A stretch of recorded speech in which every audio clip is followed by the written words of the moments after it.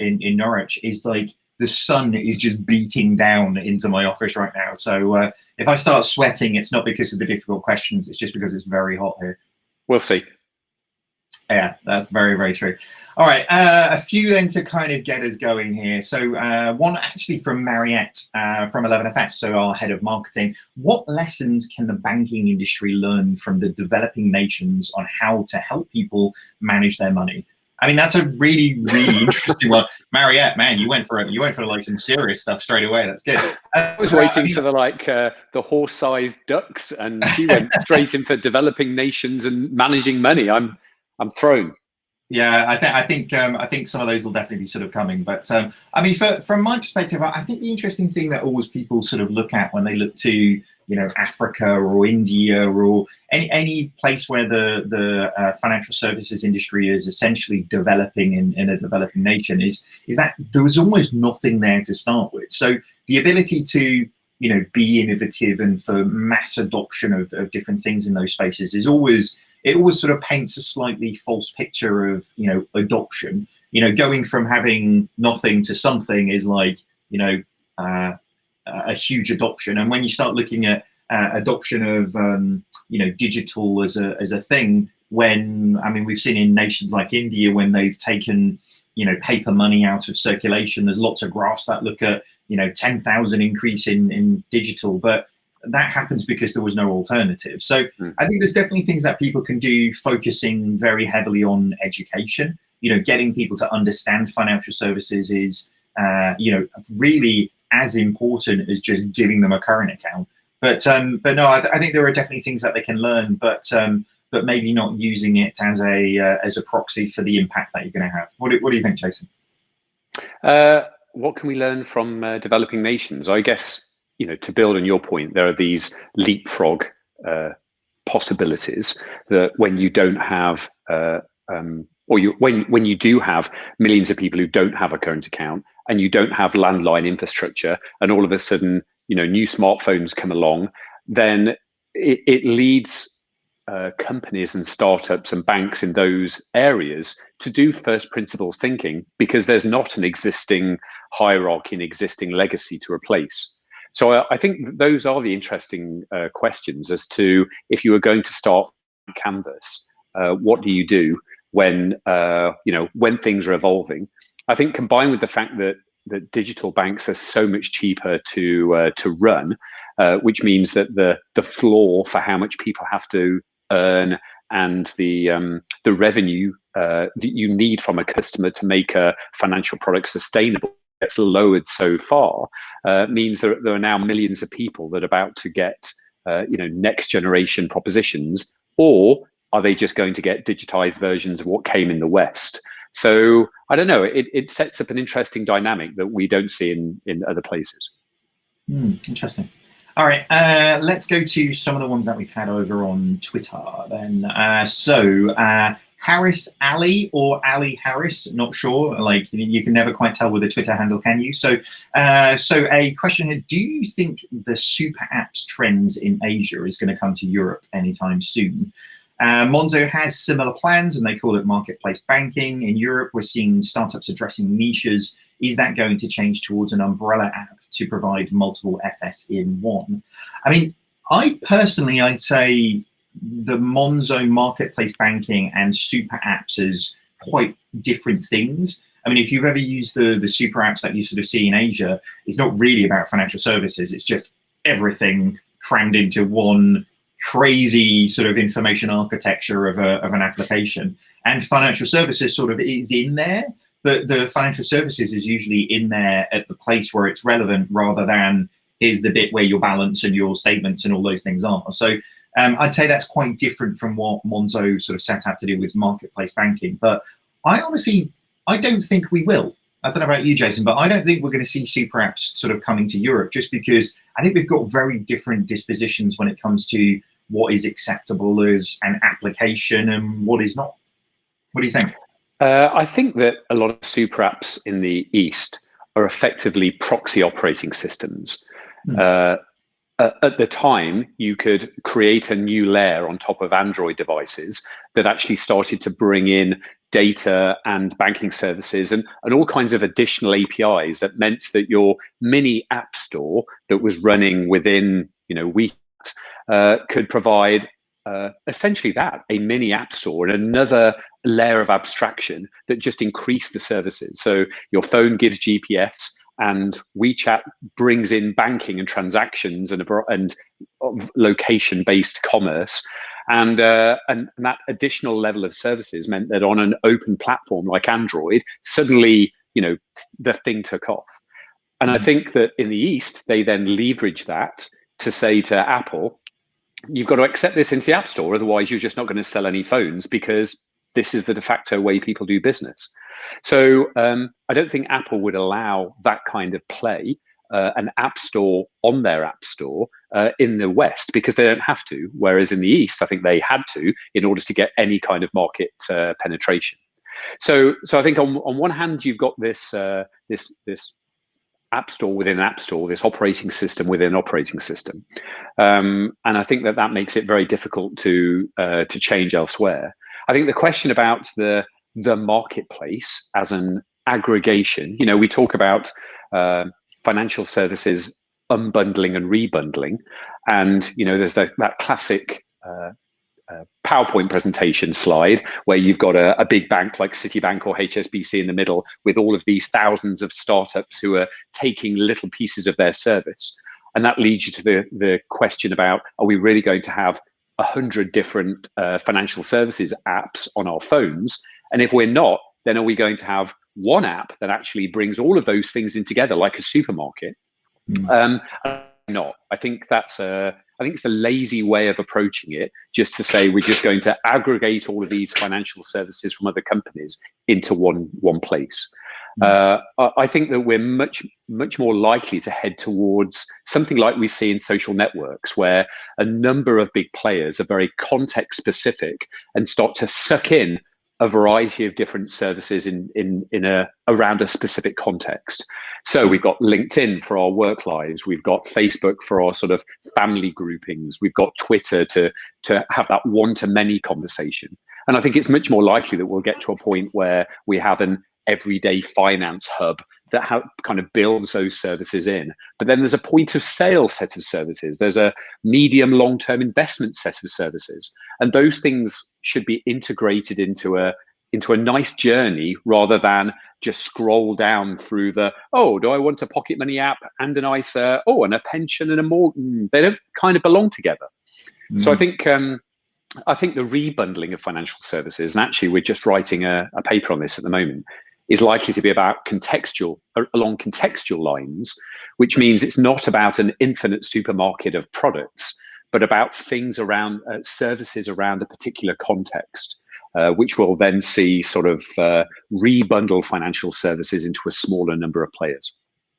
It's interesting, isn't it? I mean, the knock-on effect that can have is really significant as well, isn't it? Because banks right now they're sort of like a supermarket, aren't they? They have but a supermarket where predominantly you sell your own stuff. It's like Tesco selling just Tesco range of things. There'll be some of those ranges in Tesco superstores that don't make as much money, but if you don't have them, you can't sell that. The avocados that make you a lot more margin.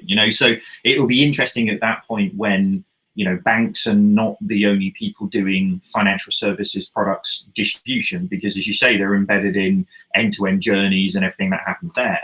Then actually, how do they then have to start altering the unit economics of those individual products to actually be profitable? Because I wonder if I can definitely see that being how it plays out, but I wonder if that might be at the detriment sometimes the cost of some of those products, because if each product line, in insurance, or in banking, if every product line has to be independently profitable, because you can't rely on having 2.3 products per customer, et cetera, because your distribution is being managed by different people, then that takes you into a whole different category, doesn't it? And arguably banks are sort of sleepwalking a little bit into that one. Same with insurance companies, they're sort of sleepwalking into that a little bit, and the impact could be really significant. absolutely.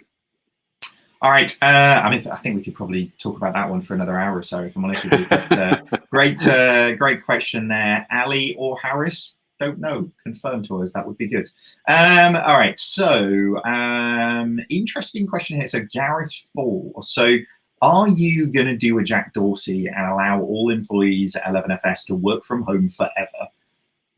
I mean, I imagine there's probably going to be a lot of people watching this from 11FS who will be interested in that one as well. But I mean, I don't think so. I mean, I don't think this is going to be like a, oh, it's going so well, we're just going to work from home forever. But I do think that this period of working remotely will be longer than everybody really expected it to be. I think the difficult thing, I think when Jack Dorsey for Twitter or for Square, when he says, anybody can work from home for, indefinitely, I don't think that means they're going to give up any of their office space. Maybe they'll give up some of their office space, but they're never not going to have a central office to do these things. And if I'm honest with you, the thing that I really miss from working remotely, I love being at home. I love sort of seeing my family a lot more frequently, but I do miss my colleagues. I do miss all of the bits in between the work that actually means you would have a chat or grab some dinner or, 5-second conversation while you're making a cup of tea. So, and I don't think those types of things will ever really go away for us at 11FS, because a big part of the work that we do and the feeling that our clients get is the sort of buzz about the office. And, I definitely for one sort of miss that. But what do you think, Jason? Is it, are we going to be working like this permanently, or do you think we'll get back into the office at some point? Well, it's an interesting question, because it talks about the humanness of doing business. We've done a lot of work. You've done a lot of work on culture, over the period of the last 12 months. And part of that is about understanding and trying to fulfill sort of human needs. And so in a similar way that the way that we design and build banks around the world for our clients, you can't just look at the functional. You have to look at the emotional and the social and all of those other things that come together. So the fact that we can have meetings or track projects using digital tools doesn't get away from the emotional needs of having to connect to people, the social needs of having to be around people. And so, I think there's some interesting unintended consequence of it. If everyone said, oh, look, we can do Zoom calls now, we can track things on Google or Microsoft Teams, so we don't need to be in the office, does that all of a sudden lead the workforce to go and work in Starbucks or to have to be around people in some other ways? Yeah. So I think if you just looked at it from a functional, what does a business do and what interactions does Jason have to have with the business? Sure, that can be delivered remotely, but there's more to it than that. And a sense of belonging, a sense of culture, and fulfilling, maintaining my mental health, I think is like part of the job of being around people, those water cooler interactions, those odd conversations that lead to new products and new projects.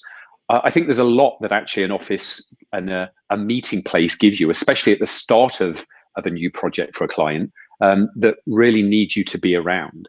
So I think it adds flexibility, and it means work-life balance and commuting and all of that kind of the other needs can be built in. But I don't think it's as straightforward as we can do it, and it's economically good for the company not to have as big an office. And if we can functionally all do it, then let's have everyone stay at home. People aren't like that. That's not how we design financial products. It's not how we, structure the company around talent. Yeah, I agree with that. I mean, really implementing agile in a real way means you are all together, right? And I think there are definitely parts of project processes that require people to really be together to make these things happen. But I know 37 Signals and the guys behind Basecamp, and there are a variety of digital companies that say that they do the remote working thing. I don't know, and I'm fascinated by that. Is it that a certain type of person is drawn to that company, or is it that people can feel a belonging or work in a very different way? It wouldn't work for me to be working from home in an office on Zoom calls every day for the foreseeable future. But that's sample of one. Well, that's the thing. I think for me, I think we're very similar personality types on this. Is if I'm doing the same thing every day, I get really bored. Do you know what I mean? Like, so actually, I kind of feel like, will this mean I'll suddenly, nobody will ever see me in the 11FS office and I'll suddenly be working from home all the time? No. But does it mean that I might do it more frequently than I was before? Probably, because I think the benefit of being around for the family, or, we're both in a similar situation where our commute means if the office, if people leave the office at 5 o'clock, then we don't get home till 8, so at best in many instances. So I think us all kind of getting a little bit more balance around those things, but still, I think I find I get a lot of energy from being around people who really love what they're doing, and I mean that's the reason I miss the office for sure. But I think that there's that theme around humanism at work. Like, how do people do their best work? What kind of setup?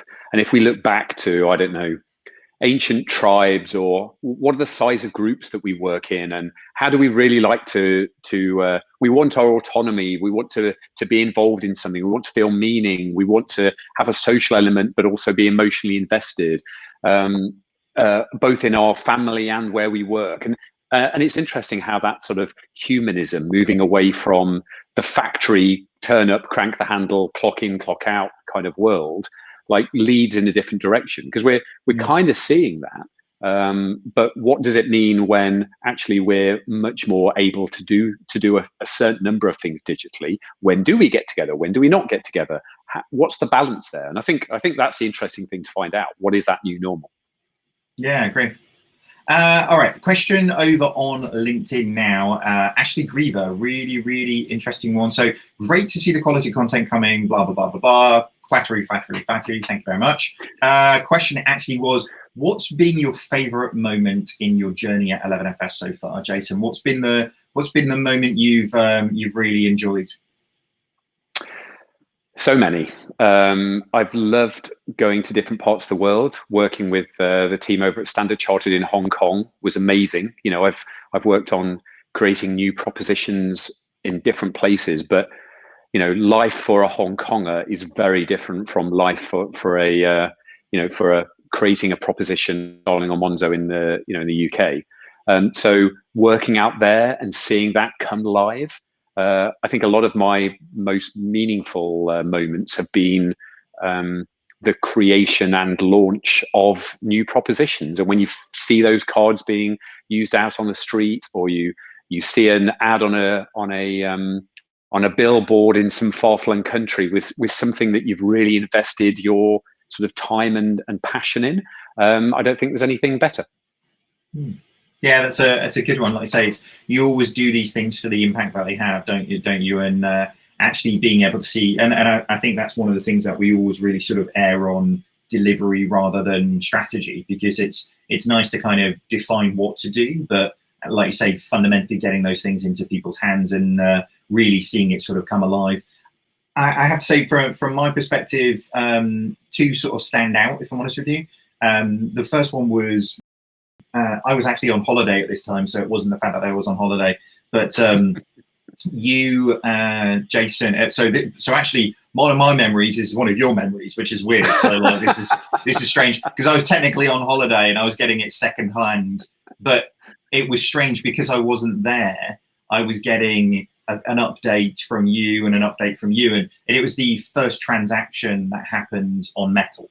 You and Alison Rose and Ross McEwen, Ewan and a few of the other people at RBS at the time, doing that first transaction, buying a mince pie and showing that in such a short period of time. If you go about it in a different way, you get a very different outcome. That for me was a moment that really sort of sticks in my mind, because it was like secondhand information that was being passed on to me, but the impact that had sort of galvanized everybody around if you do it differently, you get a different outcome. So that was a very good one to me. But I think those secondhand moments are also a different flavor of highlight. I'm doing a lot more now where I'm actually, mentoring or leading projects where other people are really taking on that product role, and to see people like Ryan Garner, come up from doing some,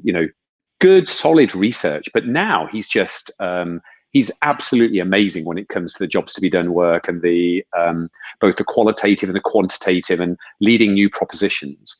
So there's a new sort of flavor of satisfaction beyond getting your hands dirty, but actually seeing the organization like grow and being able to foster talent that I think is amazing. I mean, you must feel that as well. Yeah, it's nice to see all of those things shape out, and like you say, people really being able to move things forwards and do it. You know, it's a big part of getting the right team in place. Right, means you don't have to be in everything, which is awesome. All right, next question that we have, and this is from the 11FS Media and Marketing team. This has been the age-old debate that's been going on in the office, and apparently we've got to settle this one now. So, is a hot dog a sandwich? What do you think? Definitely not. A burger is not a sandwich. A wrap is not a sandwich. A sub is not a sandwich. I'm a sandwich traditionalist. Earl of Sandwich, what century was it? Like 2 slices of bread and a filling. That defines a sandwich in a horizontal format. Yeah. I think if it's just like any bread product with any filling, that's madness. Like, it is. Let's be specific on our definitions. I agree. I mean, I'd say classification is like sandwich is 2 cut pieces of bread horizontally. So yeah, a bun half cut with a sausage in it is a hot dog all of the time. 2 slices of bread with the same sausage in it is a sausage sandwich, right? Yeah. So, but like you say, with a sub is an entirety of a bap. And like you say, a burger has sesame seeds on top and is a bap. So it's just, I don't know why these guys are making this one so difficult, really. But I actually think it's an interesting question from a consulting perspective. If a client said this, then actually what you'd say is, why is it important? Because on one hand, it might just be an academic, exercise. Great, we're talking about it. But if you're in the sandwich business, then you've got to say, well, actually, we're a sandwich manufacturer and distribution or whatever. What's the scope of our business? Then it becomes an interesting question. So as ever, I think any question really depends on the context of what are you trying to achieve from it. See that? I turned a crazy question into a consulting lesson. But yeah, I feel like there might be a blog post and a diagram coming. It's a wonderful thing. Oh, there's a framework. All right, there's a question here from Dexter Cousins. Big news at Monzo. What is the point you think that a founder should pass on the baton? I presume this is Dexter trying to get me to leave 11FS at this stage, but what do you think, Jason? What do you think the point is where a founder should then start to sort of pass on the baton to other people? So I think we wrote a post about news outlets and media trying to twist stories for clicks. So the whole, and I have no inside information in this. I'm, full disclosure, I have shares in Monzo, but I have no, connection with them in terms of running it, or no inside information on this. So from the news that I've read, it seems that if anything, Tom has moved upstairs to president of the company and brought in someone to run the UK, which he was doing. In the same way that David, you became group CEO, brought in other people in order to run Foundry and a variety of other things. Like as companies and startups grow, we all have to move up jobs in order so that we don't become the bottleneck. So I've just spoken about the fact that now I'm having to lead and direct projects, fintech things that I'm not being the key product person for. So have I stepped away from product? You could write that headline. So I think when you read those kinds of headlines that, and I say, I don't have any inside information, but, Tom steps down from whatever, like, that's just not the information that it says. If anything, he's promoted himself and he's brought other people in order to do the things that the day to day to allow him to do the strategic visioning and movement for the company that he probably doesn't get the chance to do. So I just think the headlines again are disingenuous and trying to get you to click on the story, which is now what news is all about, unfortunately. Yeah, I agree with that. I think it's a good move from Tom over at Monzo. I think it, like you say, it's allowing him to become more strategic across the stuff that maybe is probably more of his passion than the the day-to-day of running it. I mean, the experience of the people that they're bringing in as well are very good, innovative bankers to, like say, either run the US or run the UK. So I agree. I think there's a sort of a blurring of the reality and the story that somebody wanted to write on that one. I mean, as you say, from my experience, I honestly think I think the thing that many founders, I think, get wrong is knowing probably what they're good at and what they're bad at. And I've always, I mean, through the last 4 years with 11FS, Jay, we've always tried to bring people in who are better at the thing that we are, which then allows you to then just go, you know more about this, you're better at this than we are, therefore we'll step out of this thing and leave it to you. And we've done that pretty much with everything, from, Toby coming in as the first person on operations to leader coming in to run Foundry. Like all of these things are, you bring in people who can move these things forwards, and then you step aside or you step up or whatever it is needs to be. So I think if you can really honestly assess what you're good at and what you're bad at, and hire to replace people for the things that you're particularly bad at, or for the things that you're really good at, hiring people who are better than you at it, then for me that's the best way. Hire yourself out of a job is like a kind of a strap line for sort of CEOs of startups, but it really is that simple. And if you do that, you find everything really sort of goes pretty well. All right. I'm waiting to see what the headline from that little conversation is going to be on some piece. Jason Bates not doing products. David swanning about. It's going down. 11FS founders step down from their roles. It's great. I'd like to step down to the beach. Is that one of them at some point? I'm sure. All right, Bob McLean, how's it going, Bob? Haven't spoken to you for a while. What companies have impressed you with what they've launched in the last couple of months? I mean, there's so many new things coming to the market. I mean, even with these times, in terms of everything that's happening with COVID, there is very, very interesting, products coming to market. Really, really interesting people kind of shaping things. If I'm honest with you, like one of the things that I was most impressed with was actually what Starling did with the sub accounts. Jason, I know this is something that me and you have sort of talked about a lot in the past, and almost I think we've used that as an indicator of the limitations of actually where many big incumbent organizations technology really is in terms of being able to do those things. But I really like the idea that it's something that they could do from a technology perspective. They've put it out there with a few use cases to go, well, if you need to give somebody £100 to go and buy your shopping, or the nanny some money and you want to limit the risk on it, these are ones that we think. But from talking to Anne a couple of weeks ago on the breakfast show, people are coming up with really weird and wonderful ways that they're kind of using it. So for me, I'd say that would be the one that I've been most impressed with. But what about you, Jason? I don't know. The things that impress me are ability to execute ideas and get things out into the market. It's generally not the particular idea, but a consistent execution.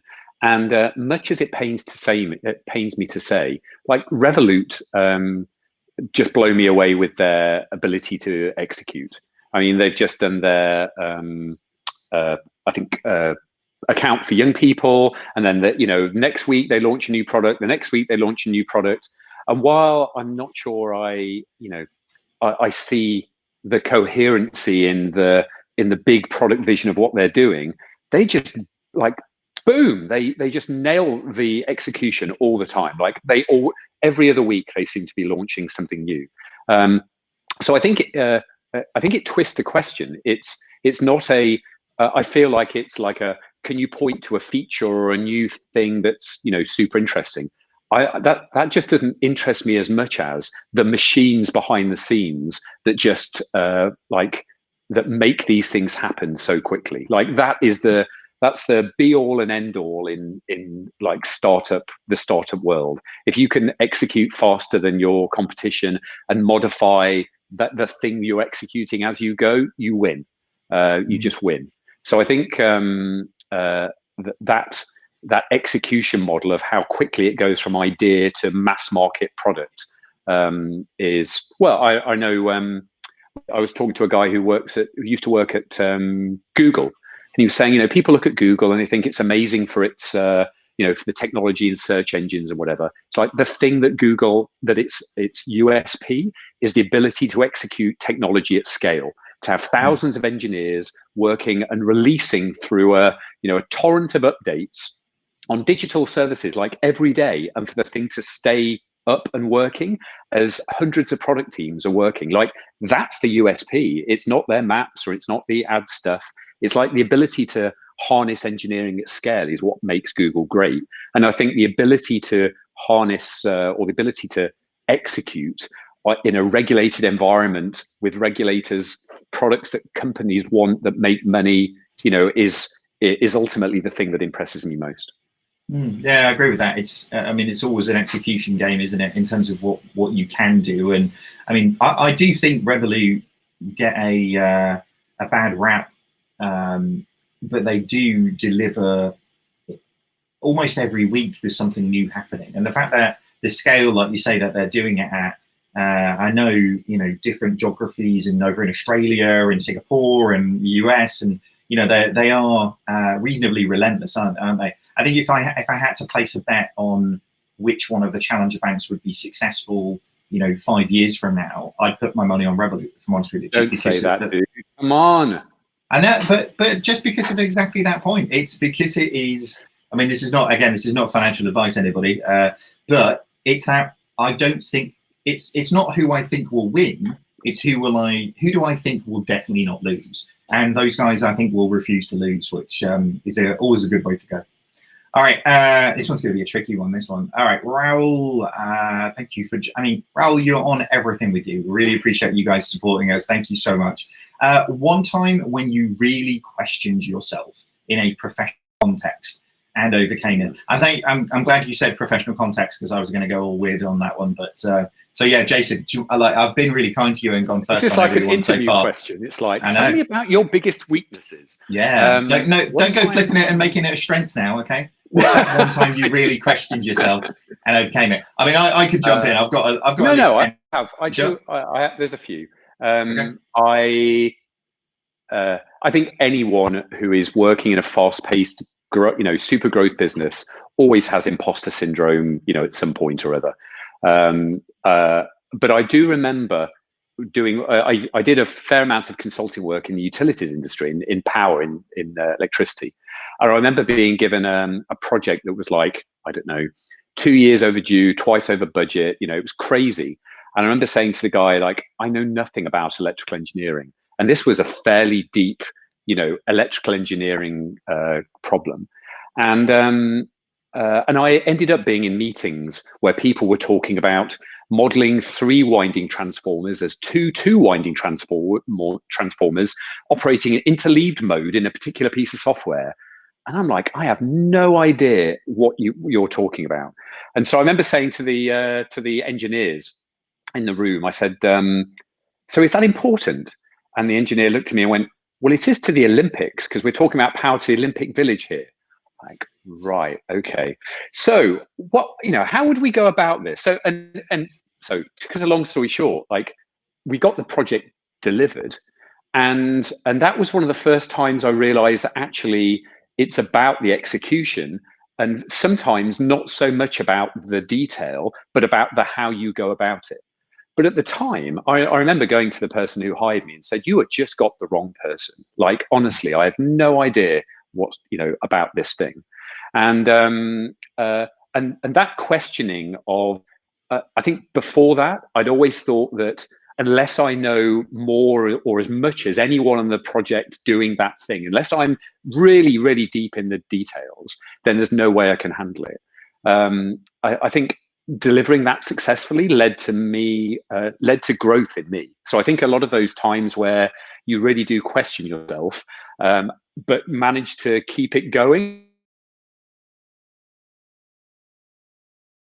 If you get pushed in that way, then you can definitely sort of learn things. It's finding, like, say, where your comfort is in your the comfort zone, essentially, isn't it? Or the uncomfort zone, I guess, in that instance. But my one would be, and I'm not going to say the organization that I was working for at the time, and I've never told the story publicly. So Jason, All right, Tobias on production. If I go really weird, just like kill this, okay, really quickly.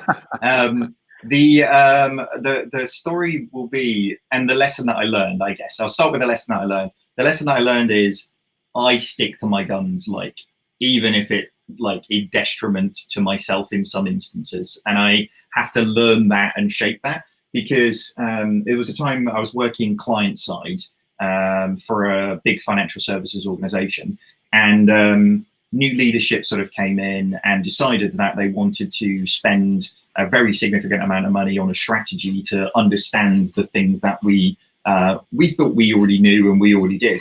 And from my perspective, I was like, well, if we are going to do those things, it shows to me you don't trust the team that are there. And that for me, if you don't trust me, then I'm happy to leave.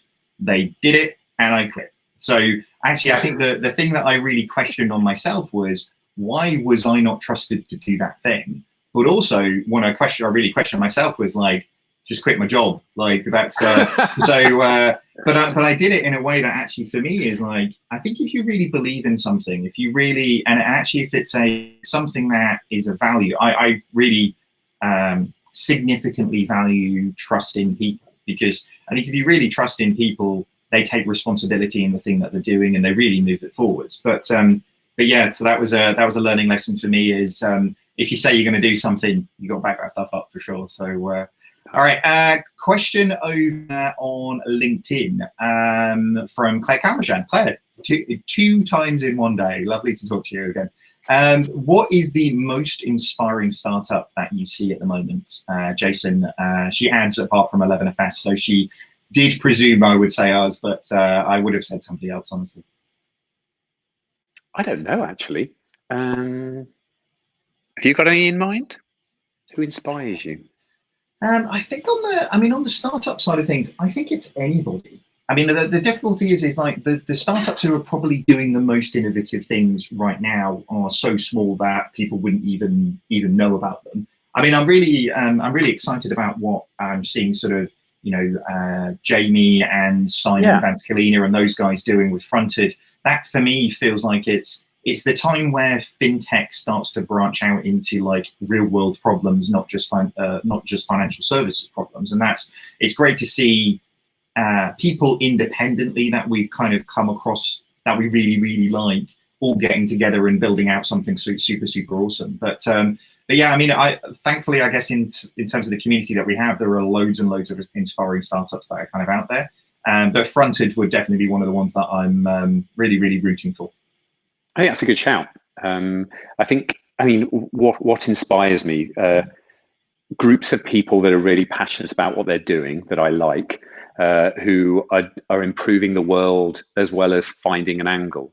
I introduced you actually to All Plants recently, like a vegan food delivery service. They'll send you 5 or 6 meals that are really good, like vegan microwave meals. I'm not vegan at all, but actually I really like the meals and super healthy for me. And I know one of the founders from a long time ago. And so actually they inspire me because they're actually really passionate about changing the way people eat and sustainability for the world, and seem to be doing really well, and have raised money in order to scale and grow even further through crowdfunding. So I think it's a combination of those things, but actually it's generally not the press releases that inspire me, but the people behind them. Like when you just talk to someone and they are so into it and have are literally on a mission, I think I find that inspiring. Yeah, I agree. The All Plants one is really an interesting one because, like I say, neither of us are vegan. Like, we frequent steakhouses very regularly. Like, we love a good steak. But my freezer is full of them now, and I have them all the time because they're, like, say, they tick so many boxes on needs that I have, which are fantastic. So it's I agree that would be a good shout. Speaking of which, in terms of that side of things, there's a story here from a question here from Simon Schofield. Which one of the most important things when developing a fintech company? Optimism, determination, or intelligence? So which of these do you think is most important? Optimism, determination, or intelligence, Jason? Feels like a false choice in some way. I think going back to the execution thing, you can spend like way too much time trying to overthink things. So I'd almost say the intelligence bit can very much work against you, like a sprinkle of intelligence with optimism, because doing a startup is putting a lot at risk. The likelihood is it's going to fail. So you need to at least have that belief. And I think the determination is about just the grind. Like, you get up in the morning, and what is it? They say at Y Combinator, you're either talking to customers or you're coding. I don't want to hear about anything else. So that's sort of like, look, you're either talking to customers, you're coding, you're building the business, and you believe it's going to happen, but don't overthink what you're going to be in 5 years and what your platform strategy is going to be in year 3 and how this is all strategically going to work when you grow into Europe. Like, forget that, focus on what you're doing, deliver against it, make it happen. Well, and I think that's the thing, isn't it? I think ideally, all of those that, like, I think again, this one sounds like an interview question, doesn't it? But I'd say all of those things are really, really important. Ideally, what you would want to have is founders who have all of those different qualities, that actually, when those things are required, you can lean on that founder or this founder for those types of things.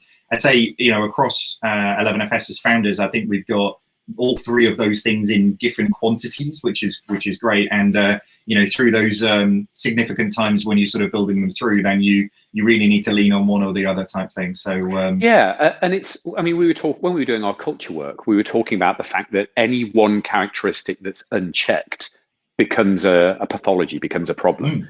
So like intelligence that goes too far becomes academic.